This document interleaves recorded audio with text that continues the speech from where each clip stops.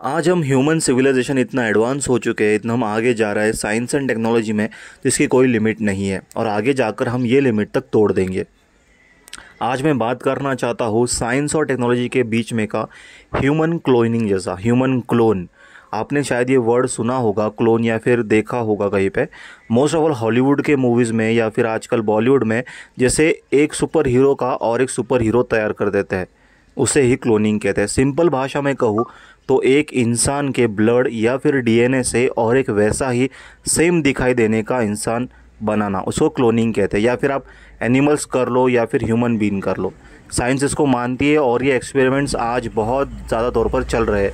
पूरी तरीके से हमने ह्यूमन को तो नहीं बनाया है, लेकिन ऑल अबाउट हम उसके ऑर्गन्स को क्लोन करना शुरू कर दिया है।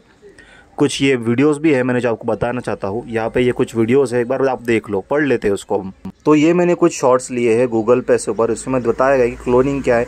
मैंने सर्च किया था क्या human clone can be done, तो यहाँ पर था can clone done from blood. तो उसके अंदर जो रिजल्ट्स था उसको मुझको ऐसे मिला, although success rate was generally higher than the chemical cells, यानी कि डीएनए से। और उसके नीचे है this term could successfully generated clone, तो इससे जनरेटेड सक्सेसफुली हो सकता है क्लोन। उसके नीचे है इट इज पॉसिबल टू, क्या क्लोन हो सकता है। तो उन्होंने बताया कि तो करंटली कोई साइंटिफिक एविडेंस नहीं है कि 1998 में हुआ था क्या, लेकिन एक साउथ कोरिया के साइंटिस्ट ने बताया था कि हुआ था। उसके बाद में तो फिर पहला सबसे क्लोन क्या किया था, तो उस यहाँ पे ईव लिखा है, जो कि 2002 में एक गोट का, एक बकरी का ड्राइंग है, लेकिन शायद ह्यूमन था या एनिमल था, पता नहीं। और यहाँ पे बताया गया है कि बहुत सारे आपको रिजल्ट दिख जाएंगे क्लोनिंग कैसे होती है। तो मैंने जैसे सर्च किया, क्या खून से ह्यूमन क्लोन हो सकता है, क्या ब्लड डीएनए से ह्यूमन क्लोन हो सकता है। यहाँ पे विकीपीडिया भी ऑफिशियल जानकारी अवेलेबल है बहुत, और नीचे जितने बहुत सारे आपको रिजल्ट्स दिखाई देते हैं गूगल के ऊपर ह्यूमन क्लोनिंग के बारे में, बहुत सारे आर्टिकल्स है। यहाँ पे human clone, what is a human cloning का दिया है, क्यों इस्तेमाल होता है, how is human cloning done in human, ये तक बताया गया इस आर्टिकल में। ऑफिशियल आर्टिकल है ये study.com का, मतलब इसका अर्थ है अभी ह्यूमन क्लोनिंग करना शुरू कर दिया है। तो बात यह है कि मैं ये टॉपिक क्यों छेड़ा हूँ भाई, हमारा चैनल तो सनातन का है, धार्मिक रिलेटेड कंटेंट है, धार्मिक रिलेटेड कुछ है, सनातन धार्मिक कंटेंट है।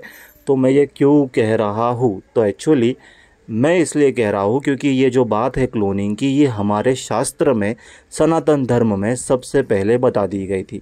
अब आप बोलेंगे कुछ भी, या क्या बात कर रहा है। जी हाँ, आपको जैसे पता होगा हम नवरात्रि में दुर्गा माँ की उपासना पूजा करते हैं 9 दिन के लिए। एक्चुअली उसके पीछे कथा ऐसी है कि नवरात्रि में माता दुर्गा का और महिषासुर का एक भयंकर युद्ध होता है। ये युद्ध लगभग 10 दिन चलता है। महिषासुर एक बहुत ताकतवर राक्षस था जो कि एक्चुअली क्लोन कर पाता था, मैं उसकी बात नहीं कर रहा हूँ। युद्ध के दौरान महिषासुर माँ दुर्गा को मारने के लिए एक राक्षस भेजता है जिसका नाम था रक्तबीज। अब यहाँ पे स्टोरी एक्चुअली इंटरेस्टिंग होती है। तो रक्तबीज जो राक्षस था, उसकी टेक्नोलॉजी या फिर उसके पास ऐसी शक्तियाँ थी, साइंटिफिक शक्तियाँ कह देते हैं हम उसको, ऐसी थी कि मतलब उसको ऐसा, उसने वरदान पा लिया था ब्रह्मदेव से कि जहाँ पे भी उसका खून गिरेगा, उसका जो खून की ड्रॉप जिस ज़मीन पर गिरेगी, उस खून में से फिर से एक और रक्तबीज पैदा हो जाएगा। हाँ, आपको ये दुर्गा सप्तशती के पाठ में आपको ये पूरी कथा डिटेल में आपको सुनने को और पढ़ने को मिल सकती है।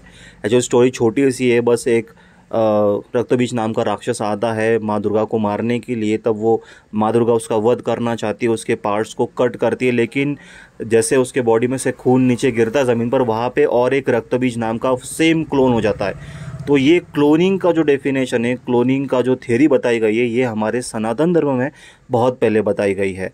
और ये दुर्गा सप्तशती पाठ जो है वो अभी नहीं लिखा गया, इंडिपेंडेंस के पहले भी नहीं लिखा गया। ये 500 हज़ारों साल पहले ये सप्तशती का पाठ जो है वो, ये ज्ञान हमारे ऋषियों के पास था। इसमें एक छोटा सा कंसेप्ट है जिसमें राक्षस क्लोन करता है एक्चुअली ब्लड सेल से।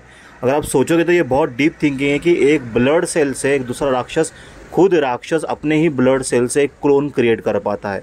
साइंस तो ये अभी इसके ऊपर डेफिनेशन दे रही है, अभी तो स्टडी चल रही है, लेकिन ये तब हमारे सनातन में हो चुका था।